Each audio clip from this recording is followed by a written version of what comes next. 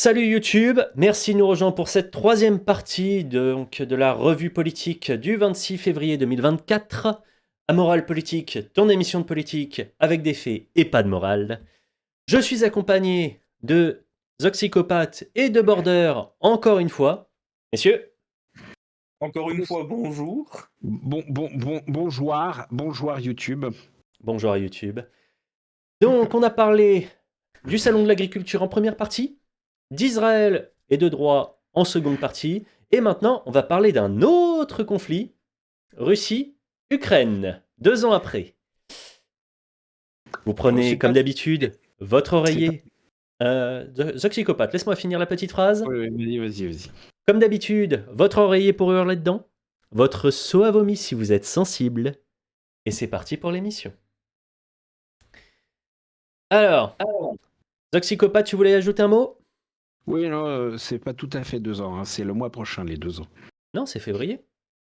Février? Ouais. Ah, j'étais persuadé. J'étais persuadé que c'était début mars. Ah, je crois que c'est 25 ou 26 février. J'ai vu des trucs dans le genre, mais je les ai pas notés parce que j'ai fait autre chose. J'ai noté d'autres choses. Alors, on va commencer par parler de propagande.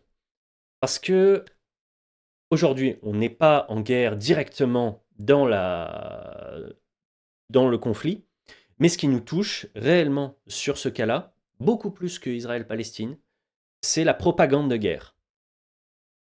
Un conflit Israël-Hamas, il y a des espèces de... Vous pouvez exprimer une espèce de... oui, c'est un peu plus compliqué, c'est un peu différent, vous pouvez être totalement en désaccord avec la ligne d'un camp.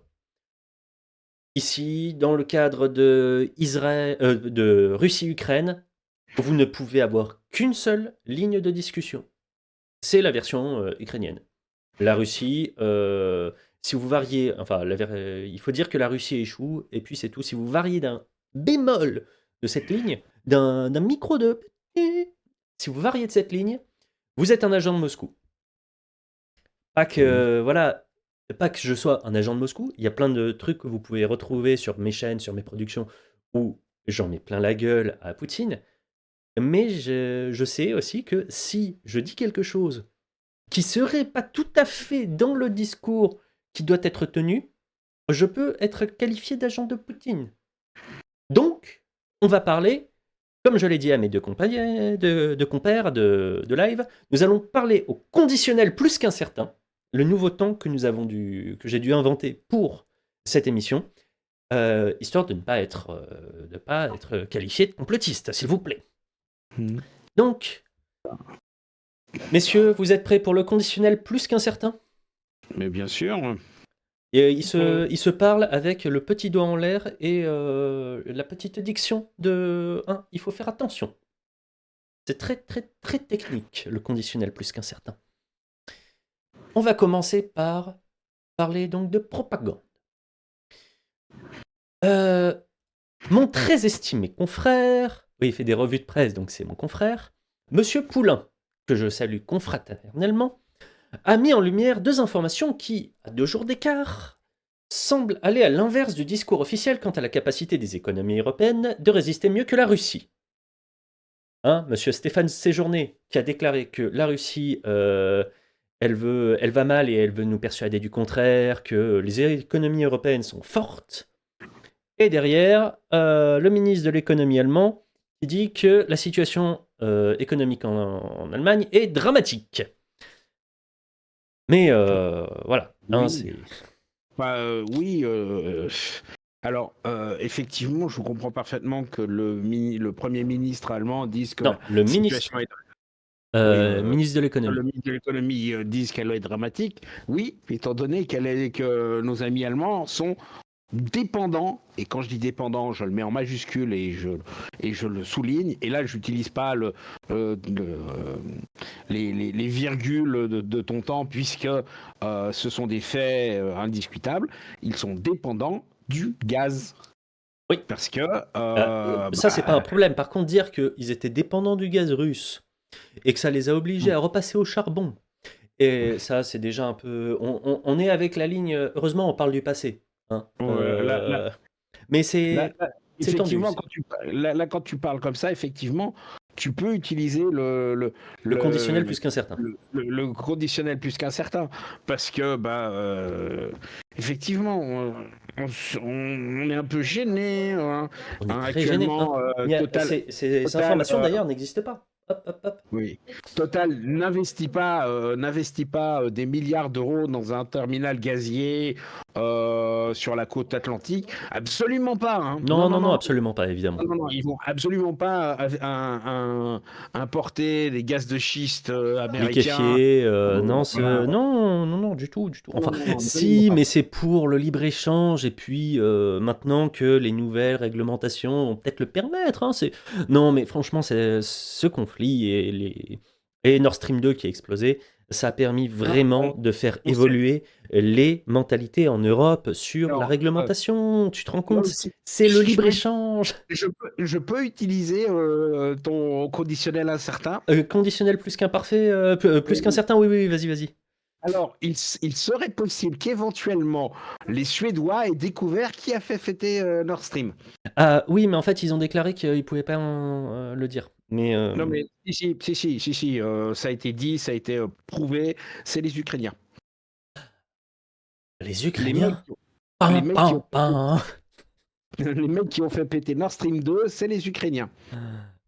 Oh, Pourquoi? Alors, maintenant, tu vas me poser la question, mais pourquoi? Mais pourquoi? Hein? Pourquoi, monsieur Zoxycopathe? Mais Pour accuser la Russie? Alors, d'une part, pour faire accuser la Russie, et d'autre part, parce que Nord Stream 2 a été créé pour ne pas passer par l'Ukraine. Oui. Parce que les Ukrainiens, ils se servaient dessus. Ils se servaient et ils payaient pas. Oh, le méchant. Donc, est-ce que vous êtes sûr? Est-ce que vous voulez pas parler plutôt au conditionnel plus qu'incertain? alors non, mais là je parle de faits. Hein. Ah, Après- je n'ai pas les documents, s'il vous plaît. Oh bah, bon. Oui, non, mais Alors, continuons. Ouais, continuons. Alors, par contre, le conditionnel plus qu'incertain ne permet pas de conclure sur laquelle de ces deux informations est la plus factieuse, parce qu'il y a forcément des factieux qui ont... Donc, soit c'est Stéphane Séjourné, soit c'est le ministre de l'économie allemand, qui est factieux Je pense que les Allemands, hein, ils participent actuellement à des choses pas bien en Israël, hein, en fournissant des armes. Ça doit être un factieux, on le sait, hein, c'est sûr que... Non, non, non, on peut pas dire que Stéphane Séjourné aurait menti, voilà. Ou en tout cas, le conditionnel plus qu'incertain ne me permet pas de conclure autre chose. Et ainsi, nous pouvons passer à la suite. Alors, l'Ukraine aurait trouvé, dans sa guerre qui se passe très bien pour elle, sauf selon les mauvais augures, un nouvel allié de poids, Macron.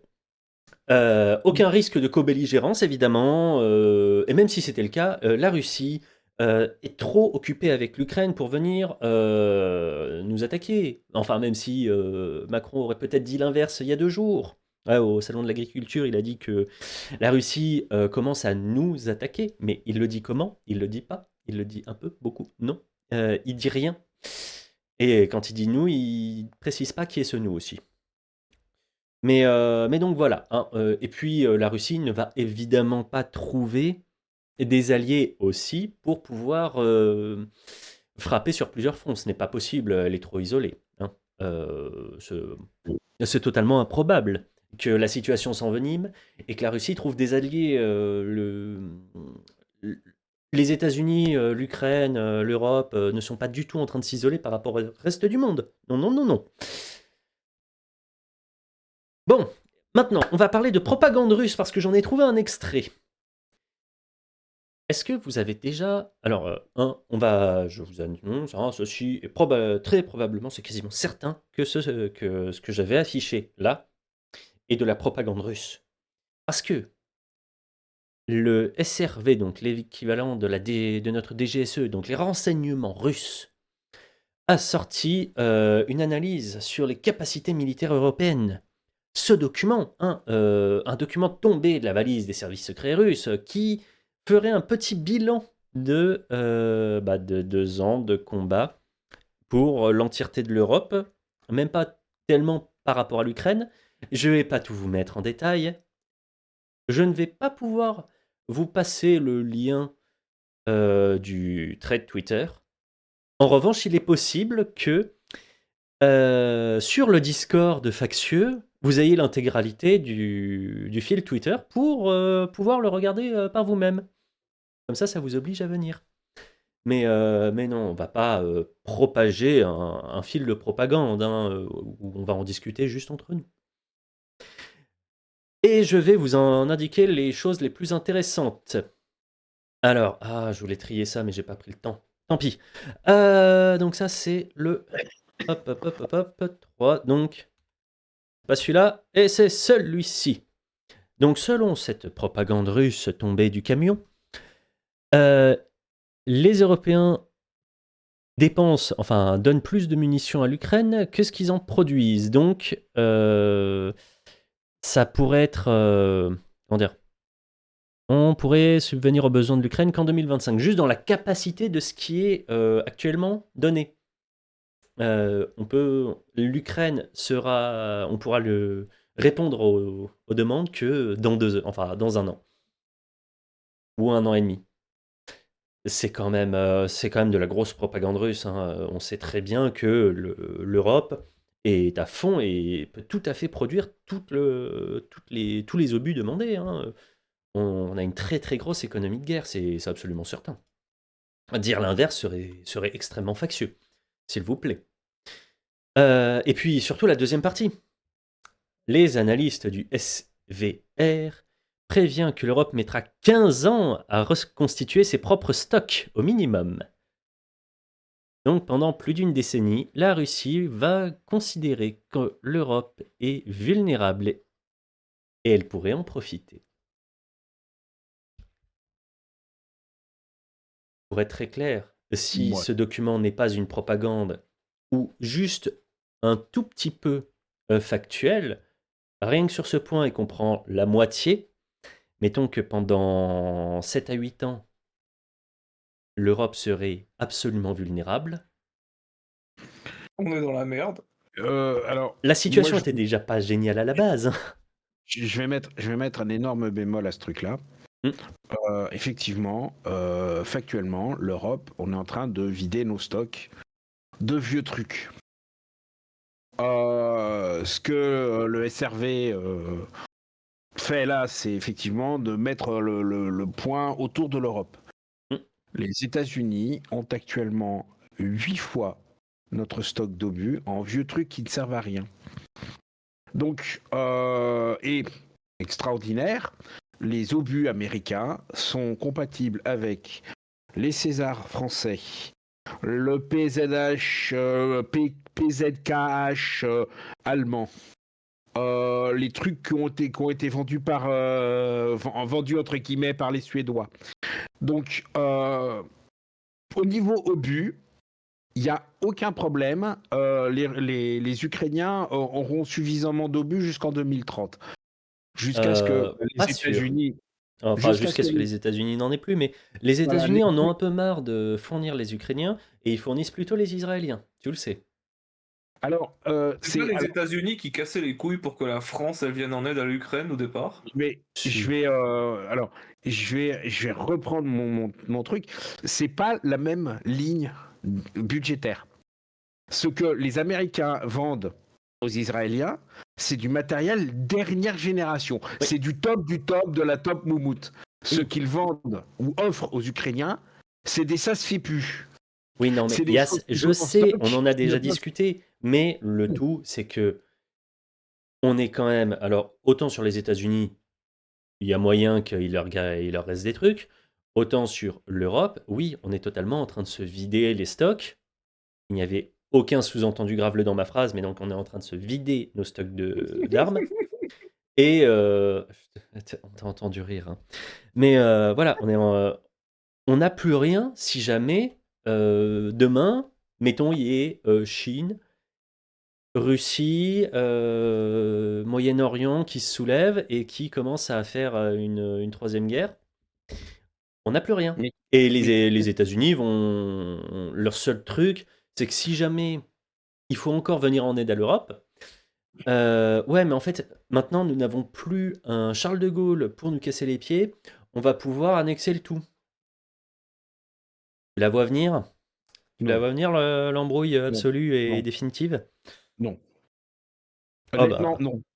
honnêtement, Non. ils ont surtout On plus de a, chances de te faire, parce qu'ils peuvent pas tenir un conflit contre Chine et Russie en même temps, et surtout avec la force nucléaire, ça mais ils vont réduirait être à... obligés. Ils vont y être obligés.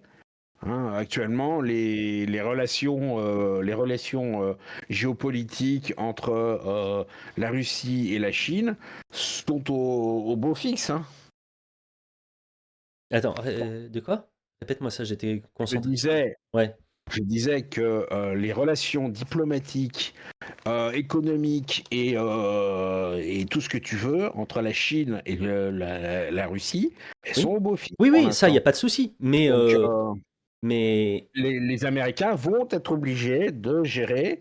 et euh, puis comme j'ai dit surtout il y a quelques lives, les États-Unis ont eux-mêmes créé un bloc extrêmement solide en face, puisque leur système monétaire fonctionne sur un système qui maintenant est séparé de celui des États-Unis. Ils sont capables de s'entendre en dehors du dollar, en dehors de ce genre de choses. Les États-Unis, par abus de leur pouvoir, se sont affaiblis.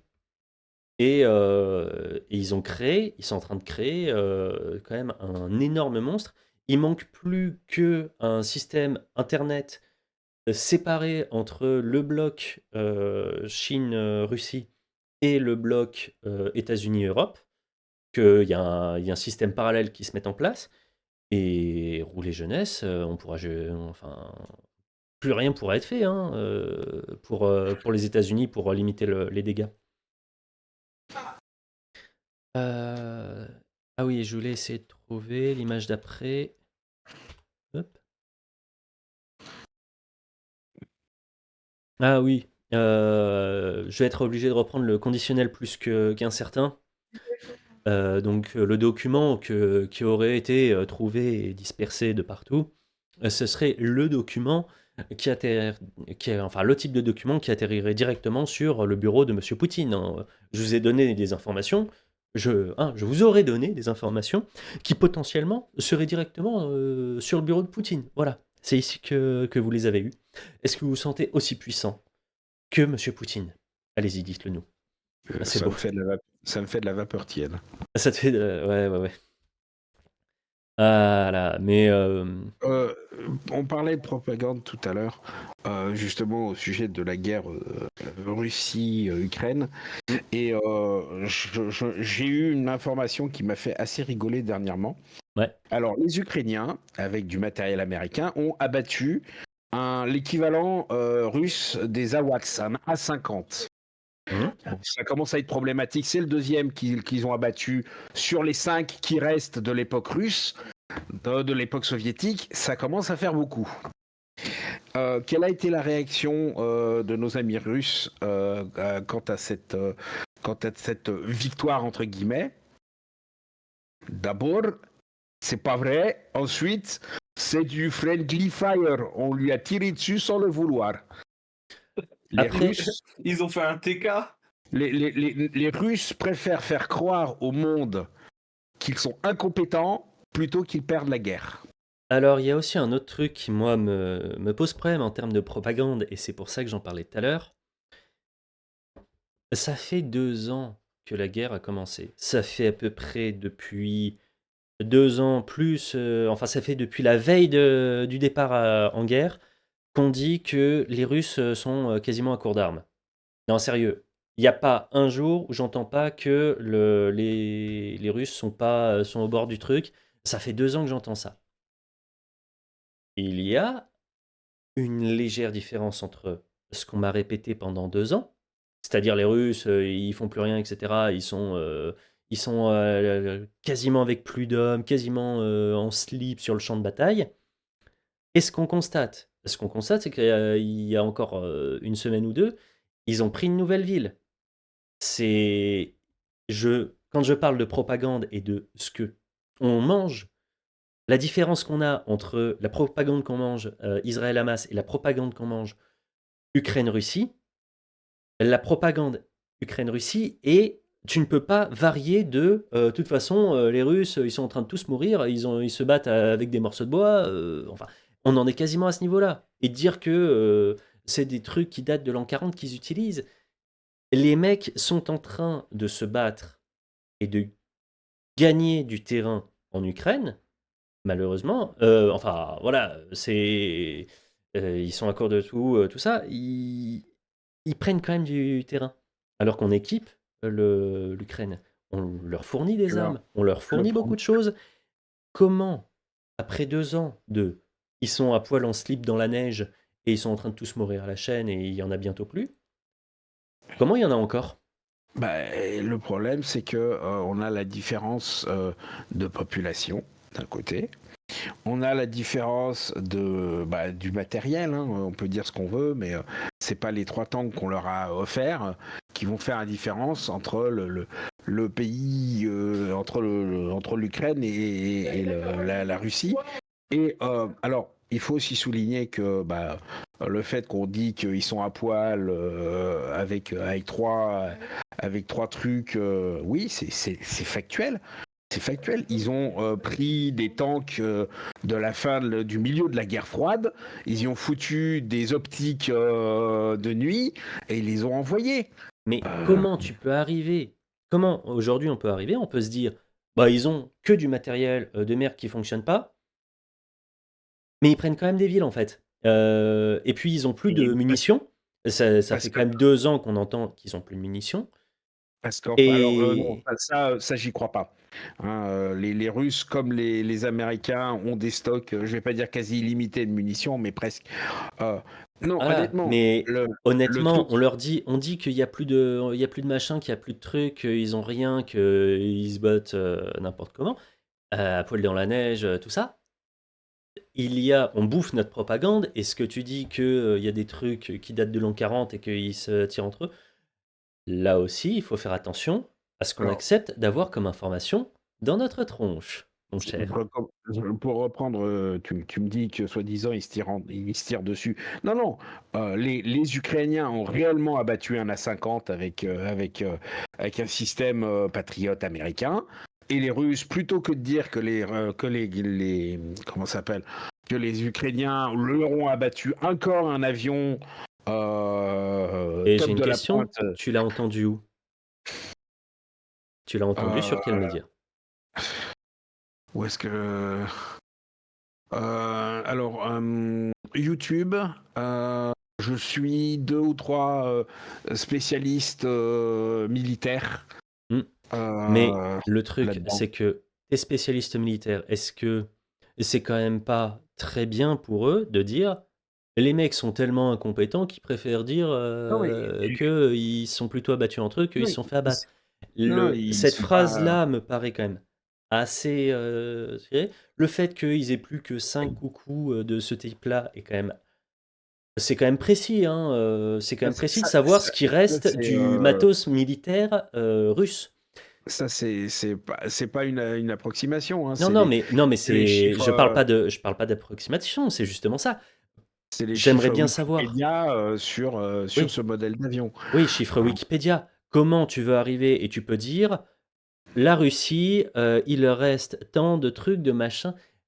Qui est allé faire les stocks et comptabiliser les stocks militaires russes? Les Russes, c'est Non. quand même pas les plus bavards au niveau de ce qu'ils ont. Et dire non, mais il en reste tant de trucs, de machins. Pour moi, il y Mais, a un truc où on est avec des. Enfin, c'est tellement précis comme chiffre, il en reste 5 et puis ils les utilisent et puis machin. Ça me. C'est. je vais te donner une réponse à ta question légitime. Est-ce que tu connais le jeu War Thunder? Non. C'est un jeu de guerre où tu peux soit avoir des tanks, soit avoir des avions et tu joues à la guerre. Oui. C'est la 6e ou 7e fois que des documents ultra secrets, hein, et de tous les pays, hein, Ah oui, je veux. l'un des derniers leaks qui leur est arrivé, c'est le manuel d'utilisation du Leclerc. Ouais. Et pas le modèle d'il y a 6 ans, hein, le modèle utilisé actuellement. Hein. Donc, je ne m'inquiète pas que quand il y a des informations sur Wikipédia concernant du matos militaire, je suis persuadé qu'il y a quelqu'un qui sait, qui a été le remplir. Et mon très cher Zoxycopathe, il y a un autre truc qui existe. Et on est en train d'en parler. Ça s'appelle la Oui, la propagande. propagande, oui, C'est je que sais. justement, tu peux avoir des leaks qui sont organisés. Même quand ils arrivent sur ce genre de forum, tu peux utiliser ça. Ça fait partie de la guerre d'information. Donc, toutes les informations concernant Russie-Ukraine, je vais être extrêmement clair, hein, ce fil Twitter, les informations que tu me donnes, tout ça, je les prends, je les mets dans un coin de mon cerveau, j'en parle, etc. Mais avec toujours ce conditionnel plus qu'incertain que j'aime beaucoup.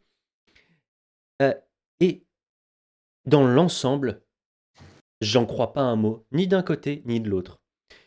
On est en train de se Non, mais payer la plus grosse propagande depuis très longtemps. Mais vraiment, on est sur un niveau de modification des chiffres, de l'information, de tout ce que tu veux, qui est atroce. Et il faut se dire que toutes les informations qu'on a, il y en a probablement 80%, voire plus, qui sont fausses. Partiellement ou totalement. Là, par Et c'est exemple, là, ce et fil c'est Twitter. là que tu tombes. Ah, Non, mais de toute façon, on n'a pas besoin de se prendre la tête là-dessus. Ce fil Twitter est probablement faux à plus ou moins grosse échelle, soit parce que les informations qu'ils ont sont fausses, soit parce que les informations qu'ils donnent sont fausses. Et on va pas se prendre la tête en disant la Russie va gagner et l'Ukraine va gagner. De toute façon, on va le voir au fur et à mesure du temps. Et faut pas se dire nos informations sont absolument certaines, et etc. Les informations qu'on a sont triées pour être données. Il n'y a pas d'autre. Enfin, faut pas se dire j'ai les informations certaines. Non, non. Il y a probablement un filtre ou deux qui sont passés entre. Là, on peut arriver et se dire ce sont des faits. Ou on peut arriver et se dire j'ai j'ai jamais dit que c'était entendu des faits. Hein. mais voilà, arriver et se dire il reste 5 machins, trucs. Mais qu'est-ce qu'on en sait? C'est du pipeau, c'est le principe de la propagande. Honnêtement, j'en maintiens mon point de vue qui est pour ces chiffres-là, je pense qu'on n'est pas sur de la propagande. Après, pour l'histoire des Russes qui préfèrent dire que ils ont eu un, un friendly fire plutôt que se faire abattre, je veux bien Ça me l'entendre. paraît être plutôt le compte parodique de l'ambassade de Russie en France, puisque il y a un compte parodique, voilà. Et je crois que c'est l'ambassade de l'Empire russe en France, pour te donner le niveau du compte parodique. Et avec justement ce genre de truc. Enfin, c'est ce qu'ils sont capables de sortir. Je vois pas la Russie sortir un truc comme ça. Bon, je donnerai de toute façon tous les screens directement dans le Discord factieux, dans un salon qui sera dédié, que vous pourrez regarder, puis on pourra en discuter plus tard sur les salons auxquels vous avez la possibilité de taper. Et puis ceux qui regardent sur YouTube, n'hésitez pas à venir nous rejoindre. Et puis à dire si vous pensez que tout est propagande ou rien n'est propagande. Et on va juste comment dire, repasser donc sur comment nous, en France, on voit on est en train de dire comment nous, en France, on voit le conflit. Mais il faut aussi parler de qui, en France, euh, va traquer je les peux agents poser une, russes. Hein? je peux poser une question. Ouais, et ensuite on va Ouais. sur un truc intéressant. Propagande ou pas propagande, tu vois, tous ces threads Twitter, ces machins là, la propagande, elle vise qui? Le citoyen lambda? Qu'est-ce qu'il en a à foutre? Le citoyen Bah, lambda, il a plein de choses à foutre.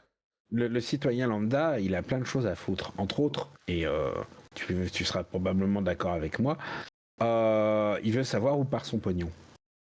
Ouais. S'il y a bien quelque chose qui fait chier le citoyen lambda, c'est quand il a plus de sous à la fin du mois, qu'il voit son pognon partir dans des missiles et des bombes pour une guerre Bah, dont il c'est a d'ailleurs ce qui a été relativement rien à reproché. foutre. C'est d'ailleurs ce qui a été reproché lors du salon de l'agriculture. Tu as des gens qui sont venus dire à Macron, vous mettez 4 milliards supplémentaires ou 5 ou 10 milliards supplémentaires vers l'Ukraine, et en même temps, vous coupez 10 milliards dans nos fonds, et les agriculteurs, ils ont eu droit à 150 millions. Pourquoi vous préférez aller faire la guerre à l'étranger plutôt que aider les gens ici? Ouais. Et Donc, ça va pas dans le sens effectivement, du gouvernement si on dit oui, on balance de l'argent dans une guerre Oui, qui est mais perdue. Mais que le citoyen sache ou non où va son pognon, il aura quand même pas le choix que de payer ses impôts, il aura quand même pas le choix de se oui, mais soumettre ça à fait nos lois. augmenter. Donc, qu'il soit content, qu'il soit pas content, qu'il sache ou qu'il ne sache pas, ça change strictement rien au fait que le gouvernement fait ce qu'il veut. rassure-toi, ça a un truc mais capital. Ça s'appelle les élections. Et notamment, Si, en juin, il y a les élections européennes. Ouais. Et qui C'est-à-dire- est d'ailleurs, et ça me permet de reprendre la main sur l'émission, qui vas-y. est en tête des élections européennes, hein? Nos amis du RN. Nos amis du RN. Et le compte Bien sûr. Twitter de Renaissance, hein, LREM, a dit que le Vladimir plus Marine égale cœur. Hein, et c'est bien que vous ayez le compte président du parti présidentiel qui cherche bien à savoir où sont les agents de Moscou.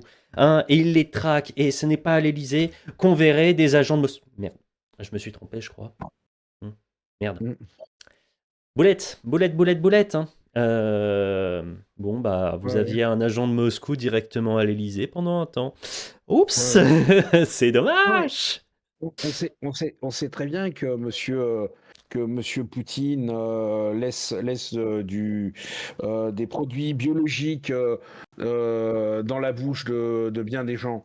Hein, on sait très bien que mademoiselle Marine Le Pen doit des sommes astronomiques à une banque d'un des amis de Poutine. On Oui, sait comme très bien que disait le monsieur Mozart de la finance en 2022, quand vous allez voir, ou en 2017 ou 2022, quand vous allez voir Monsieur Poutine, vous parlez à votre banquier.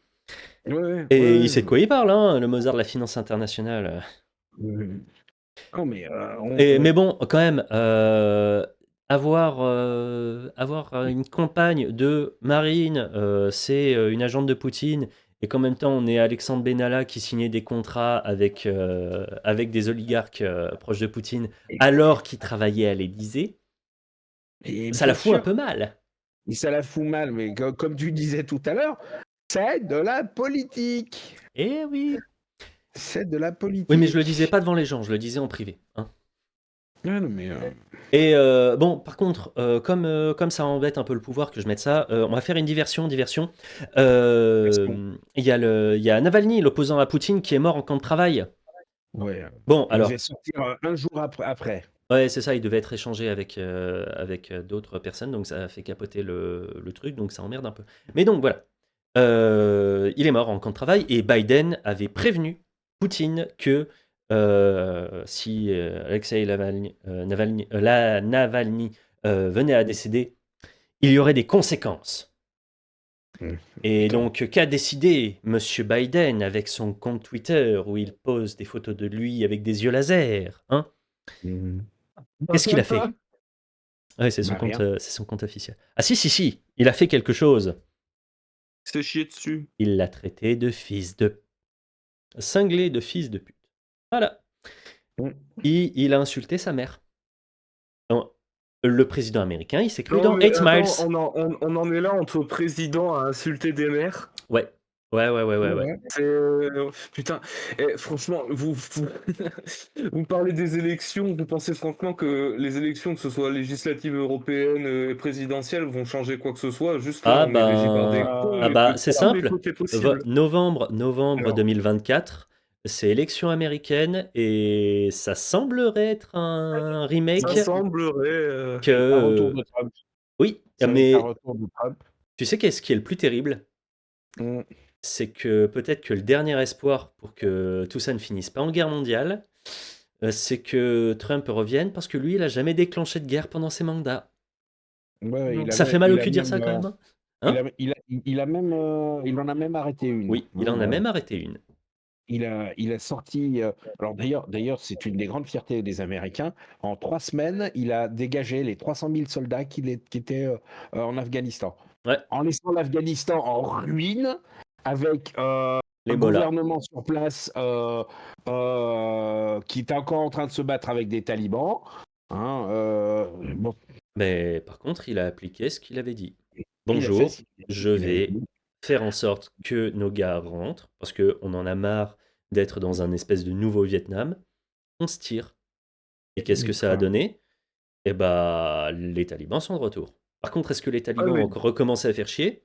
Bon du bah, coup, si vous êtes une femme, oui, hein, mais pour le reste, c'est pas grave. Hein, tant que vous êtes un homme et que vous rasez correctement la moustache et pas la barbe et que vous tournez 5 fois par jour dans la bonne direction, il n'y a pas de souci. Ouais. Ou que vous payez Et le. il y a un autre avantage des talibans, ils n'aiment pas beaucoup la culture du pavot. Ah, c'est vrai que ça a un autre avantage. Ouais, mais c'est con parce que le pavot, c'est quand même ce qui est un des trucs les plus utilisés aux États-Unis. Hein. Il y a pas loin de 10% de la Non, population qui est non, droguée. ouais, mais ils sont pas drogués à partir avec ça. Ils Ah, sont drogués avec des produits synthétique? pharmaceutiques. Oui, oui, oui. Pharmaceutiques, Oui, mais c'est synthétiques. du pavot, c'est des opioïdes. L'oxycontine, c'est entièrement synthétique. D'accord, c'est pour ça. Il n'a Bon, jamais vu une fleur de sa vie. bon. Alors, on a fini pour la partie Russie-Ukraine, Ouais, YouTube. ouais, ouais, ouais. Je pense que c'était assez long pour pouvoir couper. On te laisse cette fois-ci. Tu nous retrouves bientôt pour la partie 4. C'est ça? Mm. Et Ouais. donc dans 2 jours, hein, donc là, la partie supplémentaire, ça va être sur Mayotte. Normalement, elle devrait être plus réduite.